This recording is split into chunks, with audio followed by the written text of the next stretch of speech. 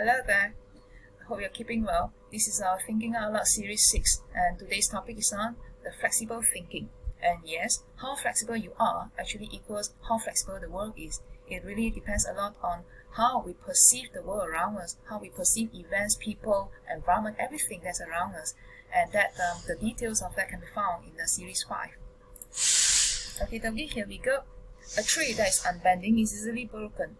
In other words, a tree that is not flexible will be easily overcome by a strong wind or storm. And this was said by Lao Tzu, a Chinese philosopher back in the 6th century. Now, what exactly is flexible thinking? It is an ability to disengage from one task and respond to the other, and also to be thinking about multiple concepts or one problem at the same time. Just imagine having this skill. So we'll be a lot more adaptive, a lot more prepared when we are facing a complex problem. Right?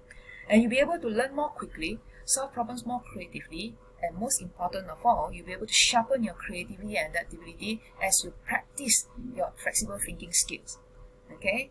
And in a nutshell, having the ability to think flexibly will enable us to address problems, no matter how tough or how complex or how complicated they are, with a clear mind and in a very resourceful manner.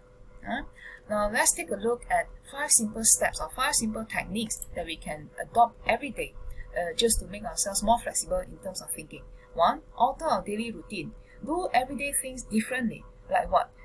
The route that we take to go to school or office, change the route. Or we have the habit of running on the treadmill in the house or in the gym every other day. Now, why don't do it twice a week in the park or running just in the housing area? Take yourself out of the house. Do something different. Even making the slightest changes in our daily routine will actually help to fire up these neural pathways in our brain, and that will make us, in other words, smarter. Little things like, if I were left-handed, tomorrow I'll try brushing my teeth with my right hand, morning, afternoon, and night. And by doing that, I force my mind, I jog my mind to concentrate, to pick up a new skill. And that will actually help to make my brain stronger and more agile, more flexible. And simple things like just changing your seating position at the dinner table. Because now we are on PKP, we are staying at home. So we probably have a lot of meals with our family. So just change the position. And you find that doing something differently now, the everyday routine, will actually jog the memory and it can become quite fun and exciting. Alright? Technique number 2, seek out new experiences. Every time we experience something new, the brain actually creates new synaptic connections, and we do know that as we age, as we grow older, these synapses are actually dying off and not particularly connected anymore, and that's why we are a bit slow in memory and thinking and learning. Hence, it is important to keep it agile, keep it happy, keep it flexible by learning new things. And when we are learning something new and interesting, we will actually help release this dopamine as well. And we all know dopamine is a happy hormone, which will increase our motivation and, more importantly, enhance our memory and learning. And what are the things that we can do? Yes, obviously, we can do traveling. And remember, it's not just about traveling abroad, just traveling within Malaysia, traveling within the state itself. There are many places that we have not been. The beaches, the parks, the hills, the mountains, there are plenty of things that we could go out and do and explore. Adventure in the nature is something that we could do. Volunteering in a new program, learning a new musical instrument, a language, learning to bake or cook, doing something that we don't usually do. Maybe now is a very good time to do it since we are all kept at home. Right? Seek out the new experiences. The third technique is to pick the difficult way. This might sound a bit abnormal, but no, just bear with me. It's about engaging in desirable difficulties, meaning that you're excited to actually do something new. Right? And this will actually encourage us to have deep learning. Deep learning means that a knowledge or skill that will stay with us for a very, very long time. This will help keep our mind sharp while learning through everyday experiences. Like what? Drive around a new place without the GPS. Don't take out the mobile phone and turn on GPS. Refer to a map and stop by to ask people, the passerbys or the people around there. That will make our mind work instead of just depending on what the GPS is saying it's telling us to do. And another simple example, we need to do a calculation of something, 121 plus 78 plus 56. Yeah, it sounds like a lot. And we quickly, what do? Flip out our calculator, turn on the calculator, flip out our mobile phone and take out the calculator and start calculating. That's what we do not want to do. Try mentally doing this calculation, or try to take out pen and paper and start calculating. Right? Okay. Here's the fourth technique. Go out and meet new people. Right, meeting people from different cultures, different background from us, different walks of life, different areas of study or work from us will actually make us realize that there are different viewpoints and perspectives. And this will actually help us to become less rigid in our way of thinking and accepting that there may be more than one right way of looking at things. When I say right, the right means our own perception of how something should be done or how something should be.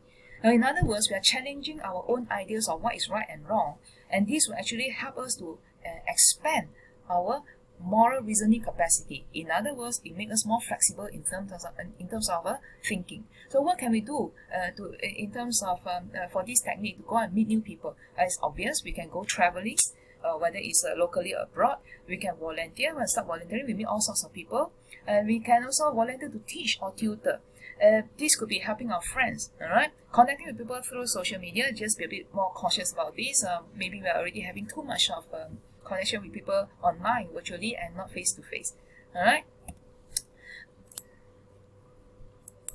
Last but not least is about transferring your learning. To transfer what you have learned in one context into a different context will help form new connections between what you have learned previously and something that is going to happen in future or already happening now.